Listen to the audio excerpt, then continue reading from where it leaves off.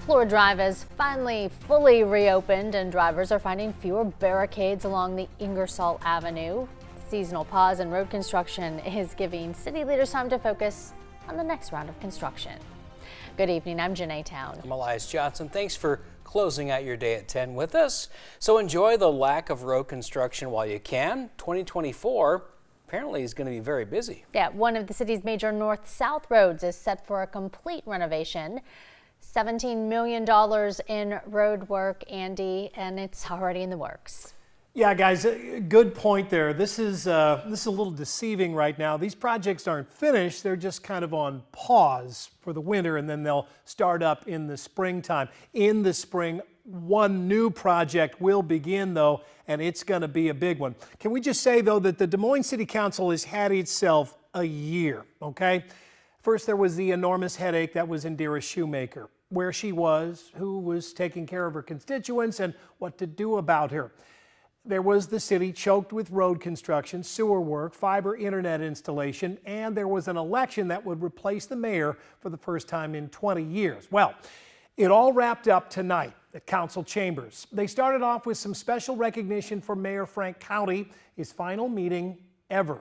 And then the council got down to business. Among the big items, approving a bid by Synergy Contracting for $17 million worth of road construction on 2nd Avenue from University Avenue north to the Des Moines River.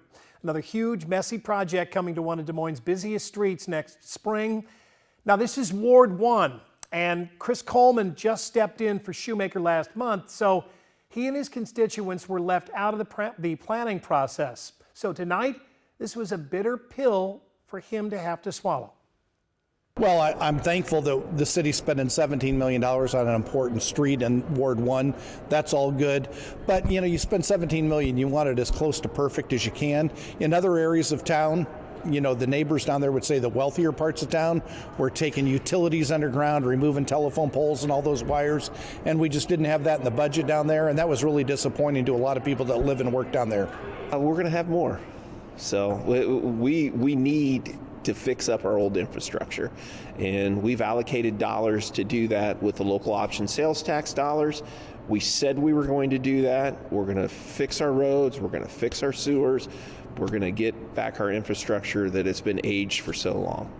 Just got to push on through it. Well, the council really had a lot going on tonight. They also lowered the speed limit by 5 miles per hour on MLK from I-235 south to Ingersoll, on Fleur Drive, and on 48th Street from University to Franklin along Glendale Cemetery. And the council heard from some very concerned activists about funding for DART. No action on that tonight. That'll be waiting in the new year for new Mayor Connie Boesen and the City Council, guys.